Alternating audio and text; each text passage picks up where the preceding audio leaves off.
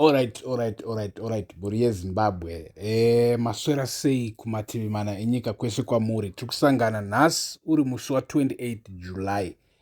Tiripo pamuzinda wevanhu pano paThe Mutapa Times paYouTube neni Super Nexus.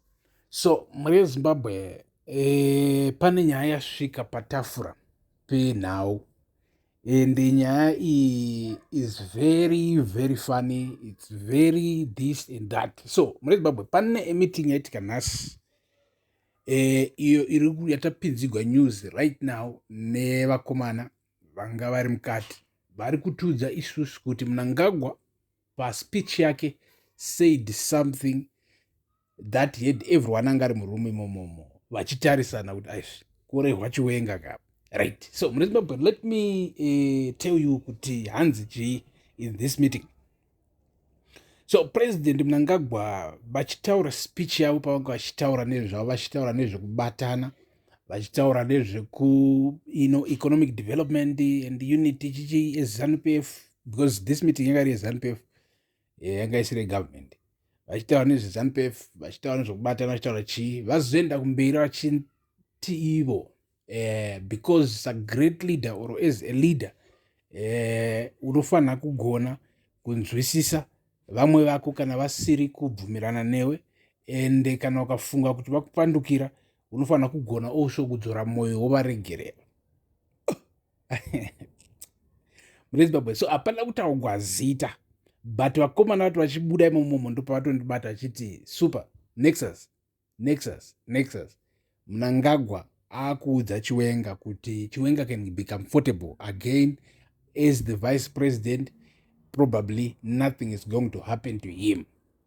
So mhuri yeZimbabwe, I had a short talk with the insider andiudza this thing. I had a short conversation with him, but ndamubvunza inini kuti iwe, do you mean kuti this is for real, like Chiwenga must believe it, must just chill and think Emerson is not planning anything behind him?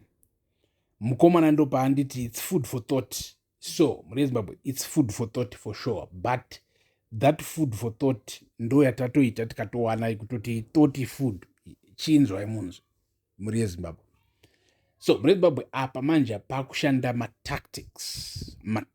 politics, and Emerson Dambudzo Mnangagwa handingati zvangu kuti tactical or anything, but haavhunduki kuita utsotsi, haavhunduki kunyepa, haavhunduki kuindicatira kuleft wotenera kuright, wakanguri azviita.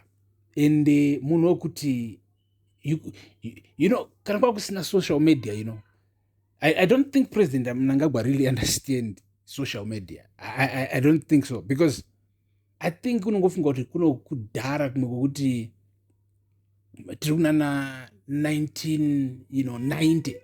Because kunana 1990, think about it. Chero waitaura nhasi zvinhu zvinyepa zvinorekodwa papi, zvongonyogwa manewspaper, probably no TV, no nothing. And in fact chero pakapaiva neTV dzaingova nevanhu vashoma.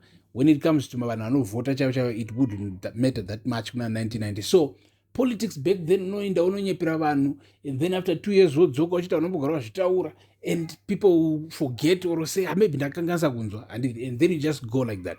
But iko zvino zvimwe zvapo tete chiplayer tumaclips President Emerson Mnangagwa vachibheja kumberi kwenyika yese kuti inini I'm a constitutionalist and handisi kuzochinja, and as a matter of fact ndiri kutoda kutoti muno muZimbabwe musare mava neconstitutionalism nekuda kwokuti ndaita step down when my time comes.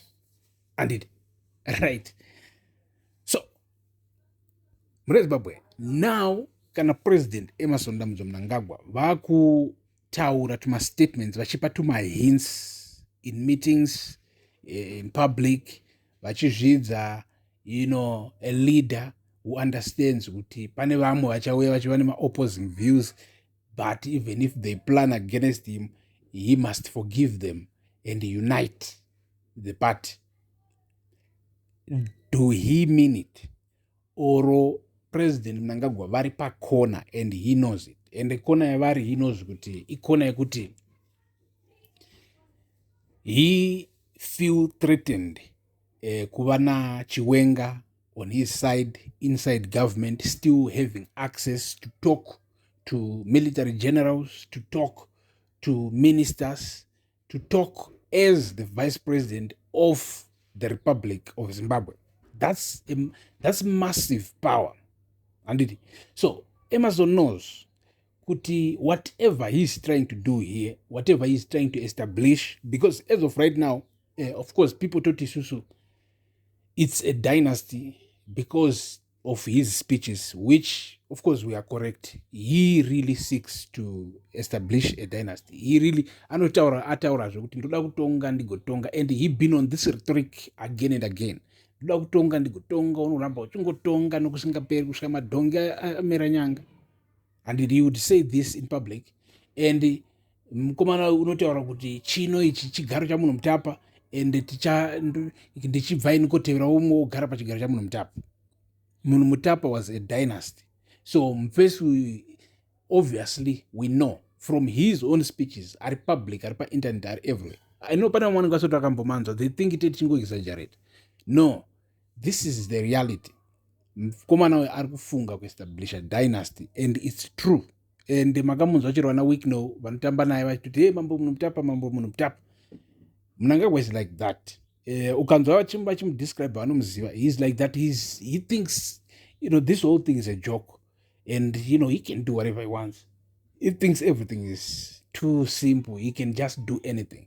And so Zimbabwe now, should Vice President Chiwenga, because munoona mpezo no Mnangagwa une matricks, and Chiwenga ari kugara akarohwa nematricks aya. First, pane musuwi waibvunzwa Chiwenga kuti iwe takutoregwa nyika nemadzimai ka baba newomen's league what yeZANU-PF. Chiwenga ukuvara nokuexplaina takutoregwa nyika nemadzimai. Iwewe Emerson ndo uri kutitorera nyika. And but anyway, takazoripota after that tichitaura nyaya dziri kuitika, because Chiwenga chakangwarisawo futi hachina kudhibha. Remember, ndo chisemu chimufesi chaito negotiata naRobert Mugabe ichochi chichitosekerera Mugabe, chichitomurespecta, chichitoita sei, but chichitomumanikidza kuresign. So Chiwenga is not new to politics. Haazi munhu wekuti mukamuona achirespecta Mnangagwa paya zvoreva kuti waita give up.